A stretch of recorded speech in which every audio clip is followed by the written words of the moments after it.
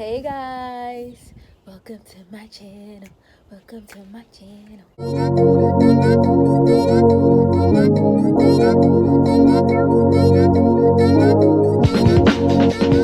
Now do the dance. Stop and do the dance. I'm Deja Gordon, And what are you doing now? and right now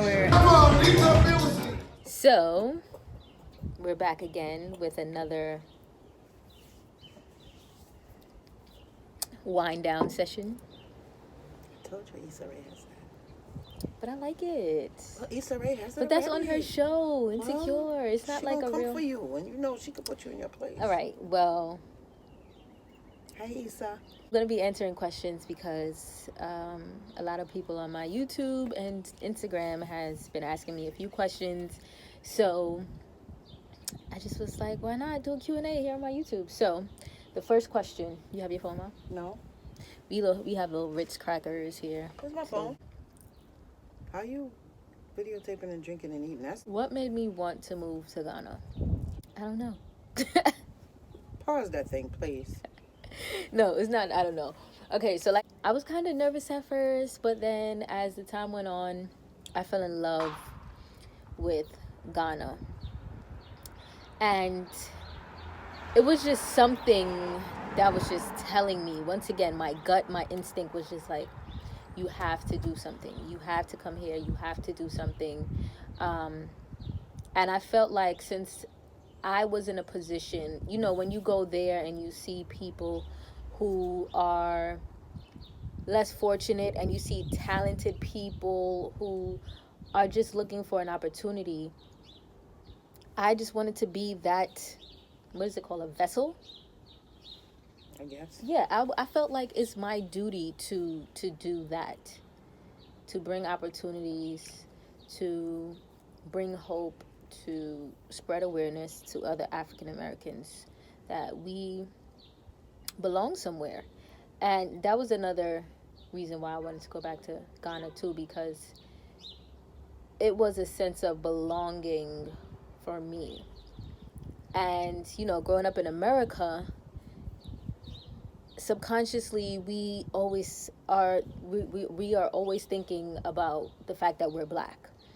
And I didn't notice it until one time I was in the airport and it was just a whole bunch of white people. And I was really thinking to myself, like, I wonder what they think of me because I'm black. And it's like, why is that even a thought in my head? You know what I mean? Right, Like, why yeah. do I even have to think about that? Like you But always have to think that way because you always never want to. You know, we have the stereotype of the angry black person. right. So it's like you temper your movements to not perpetuate that myth about Yes. who we are, because we know we're not that. Yeah, we're like with any culture. You always have the angry ones. You always have the, you know, but your purpose was to gain knowledge and, you know, whatever. So you're not there to start fights. Right. But it is something that we continuously think about. Whether Yes. some people choose to ignore it. Some people choose to acknowledge it. You know, but it is something. Yeah, it's like It's different over here. is that voice in your head where it's like, oh, you can't be too much of this, or you can't. Right, Not that you exactly. can't, but for me, I think about it often because I don't want people to look at me a certain kind of way. Even though I know I'm not that way regardless, but I just feel like I have to, whenever I am around others, I have to prove to them that we are more than what they show us to be on TV. Now, the next question was, did my family always support my decision? And I can't speak for my family in a whole, but let's break them down.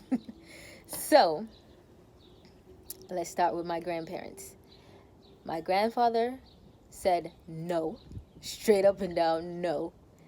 He doesn't understand why I want to go to Africa and start a business. Why can't I just do a business here? How are you going to be living here and have a business in Africa? Blah, blah, blah, blah. My grandmother, I don't really remember her decision. My mom, I can speak for myself. Anyway, this is what the thing was for me. As a mother, you don't want your child to go to another country that not very close, that, you know, so many things could happen. So, you know, I think any parent would want their kid to stay closer and start there. you know, have endeavors that are close that we could support and whatever. But you can't say that I have not completely supported it because, as they say, they come through us. They come through us, not of us. I think. And she has her own dreams, and I couldn't stifle that. And I have to support, and I have to keep my worrisome ways or my concerns to myself. I already told her, when you go, you research, you get a safe place, you find out certain things, and then once she did that, and I see that she was serious about it, what else could I say? I have to support. I have to tell her that she can do what she want to do, and just keep us informed. But she know, like I said, you get on the plane, you text me. You get to the gate, you text me. You get to security, you text me. You get to literally everything. That's how it used to be when you was younger. So, let's see, who else? Your father. My dad. So my dad, he was more so on the side of me wanting to stay. And it's understandable. I could imagine as a parent, you would want your child, I don't even want to say child, but your kid, whatever, to be closer and not to be in another country, in another continent, especially when you have no real knowledge or you've never been to that country. So I completely understand where sidebar. They were coming from. Kid is a baby goat. Okay, sorry, go ahead. Carry on. So, anyways, my dad suggests that I invest in a franchise, some Fire Steakhouse, Subway thing. I never even heard of this, but I was like, Dad, that's not my dream.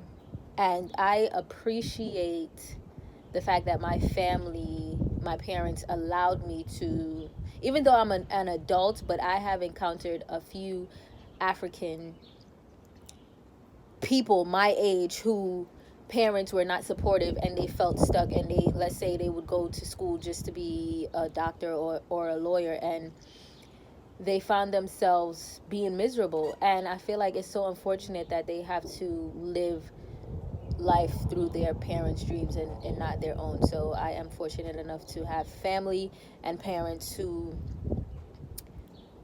allowed me to do, let's say this, my thing.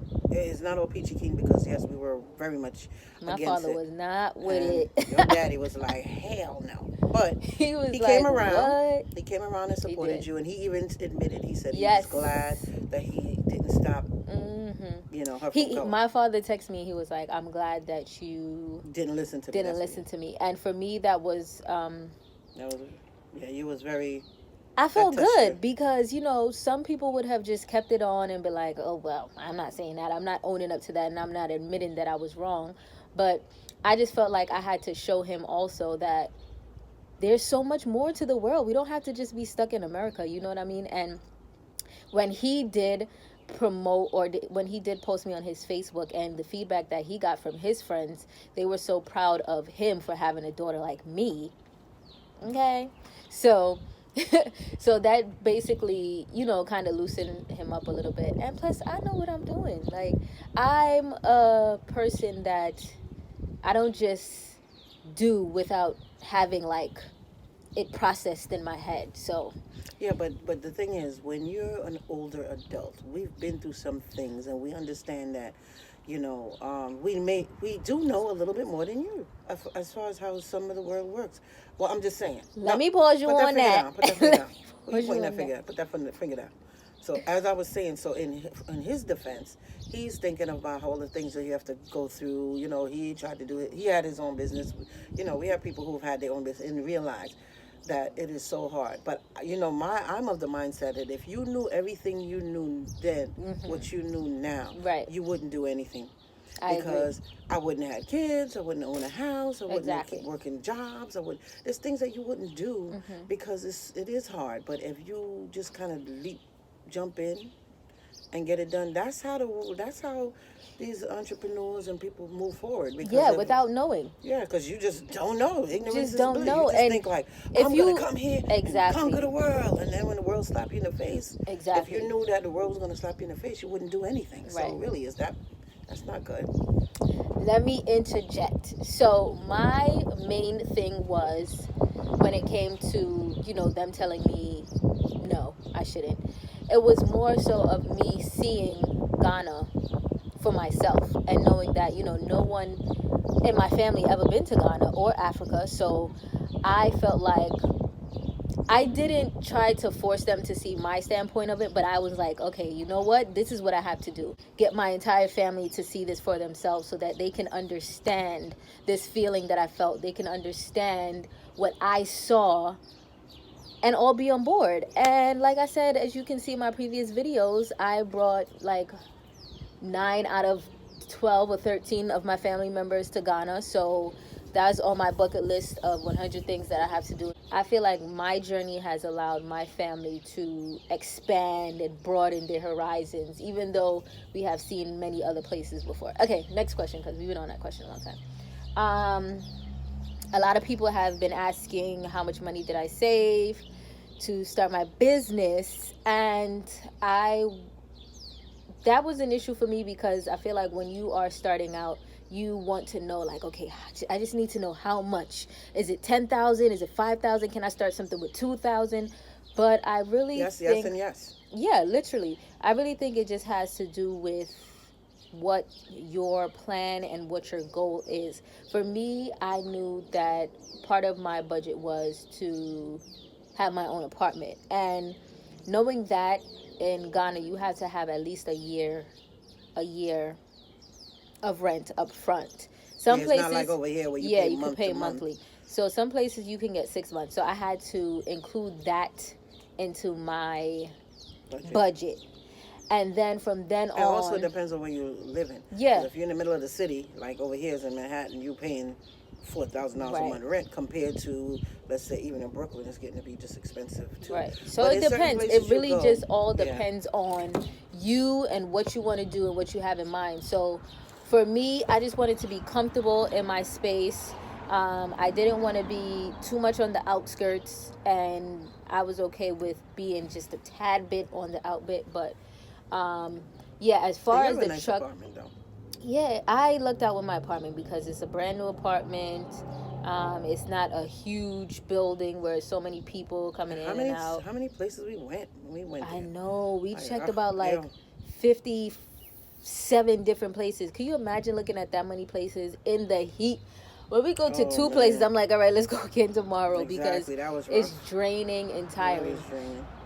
But yeah, like I said, it really just depends. So I suggest that you go to Ghana yourself, and then like once you start looking into, I feel like you have to take that trip to get an idea of what you're looking forward to spending, so you can see the areas that you may want to live, and then you can see like the price ranges for the apartments. And then when you are looking at a business, let's say for me, I don't need to build a food truck in Ghana. I still don't even know how I did it, for real, 'cause that was a challenge. Yeah, needless to say, it was. So they operate very differently. Like contracts don't seem to matter much. It's just about word of mouth.